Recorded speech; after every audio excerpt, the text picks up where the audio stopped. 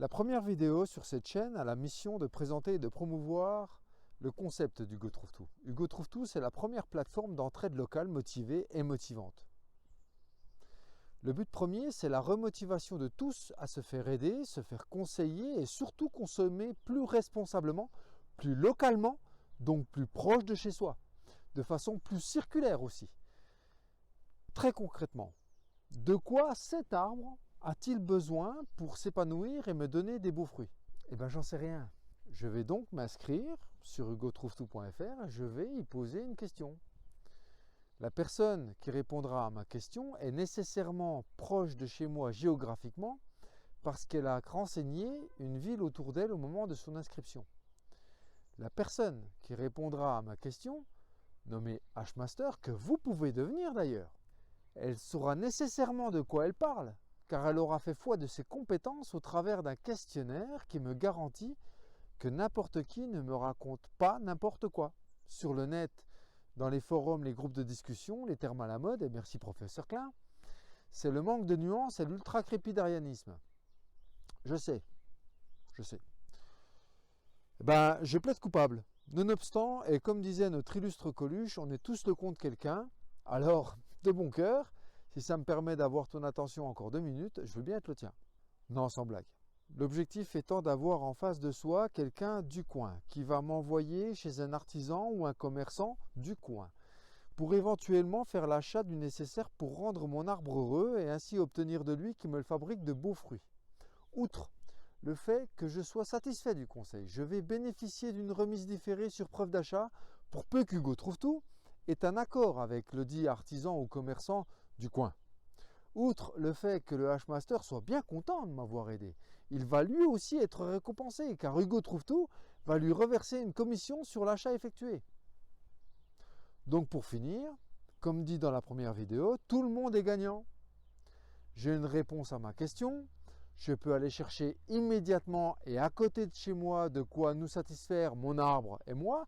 Le Hmaster ayant répondu verra son aide récompensée et l'artisan ou le commerçant local y gagne un client qui sait déjà ce qu'il vient chercher et qui n'ira pas sur internet acheter une hypothétique solution qui lui parviendrait dans 24 heures, dans 3 semaines, du bout du monde.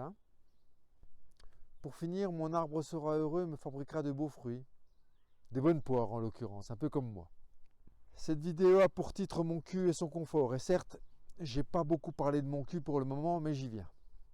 Il y a quelque temps, par besoin bassement pratique, j'ai investi aux enchères dans une voiture qui se trouve dans un état très proche de l'Ohio. C'est un C4 Grand Picasso, version exclusive s'il vous plaît, datant de 2010, et ayant un peu plus de 200 000 km. Son achat m'a coûté 2 000 €, c'est pas très cher, mais tout a une explication évidemment, il y a du boulot, de la carrosserie, de la mécanique et j'en passe.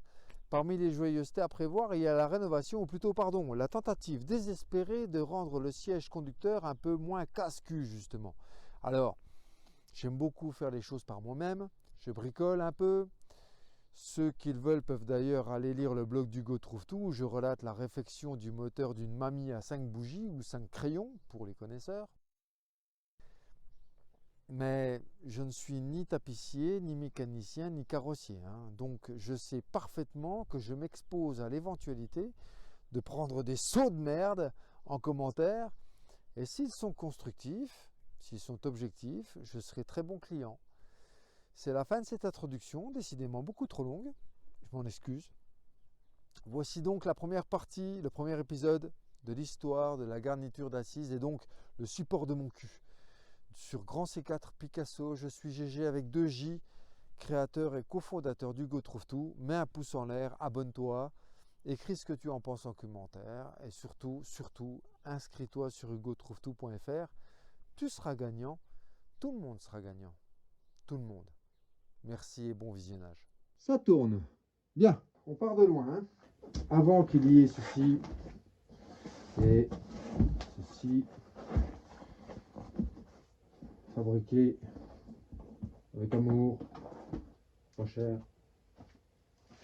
parce que c'était pas cher, par nos amis de chez IMC Mousse. Il y avait ça. Il y avait ça de ce côté-là, il y avait ça de ce côté-là, sachant que c'est un siège côté conducteur de C4 Picasso. que la mousse côté conducteur ici, donc celle-ci, était complètement avachie, complètement déstructurée, défoncée. La preuve, ça c'est pas moi qui l'ai fait, c'était comme ça. Donc ça a été reconstruit. Maintenant, la difficulté, c'est d'arriver à regarnir de tissu sans que les coutures ne soient proéminentes.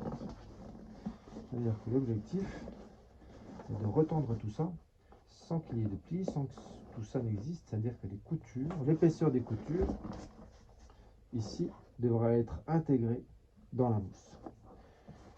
Je vais fabriquer un outil pour, à chaud,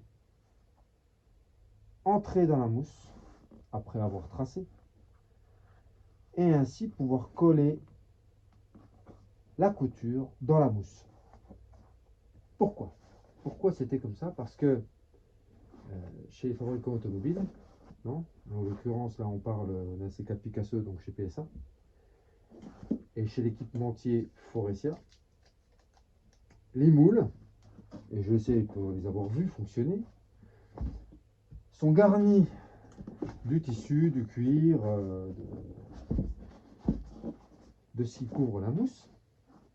La mousse est coulée dans le moule est refermé, et le carrousel tourne et passe la mousse en cuisson, puisqu'on cuit la mousse. Une fois que la mousse est cuite, le siège est démoulé, il est sorti et il est intégralement composé de mousse et des garnissages qui font corps.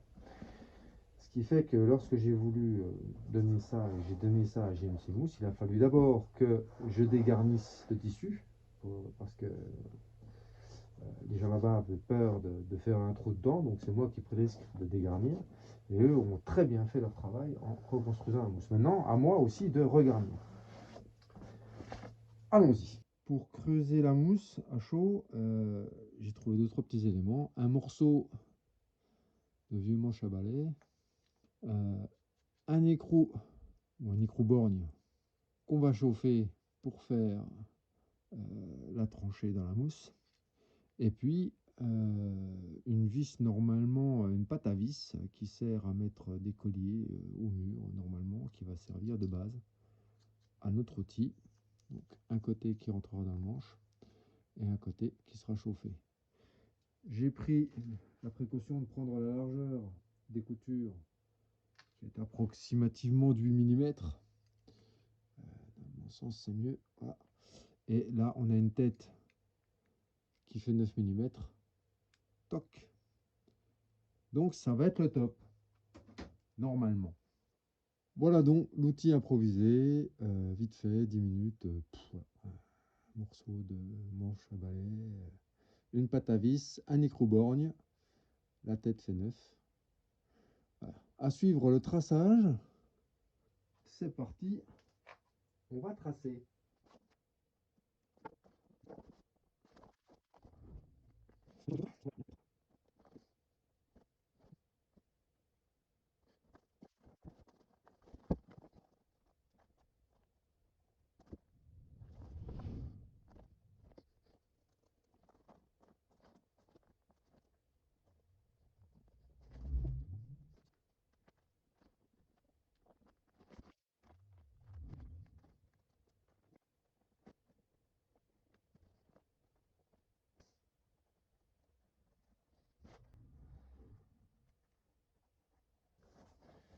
Et là, franchement, c'est pas bien.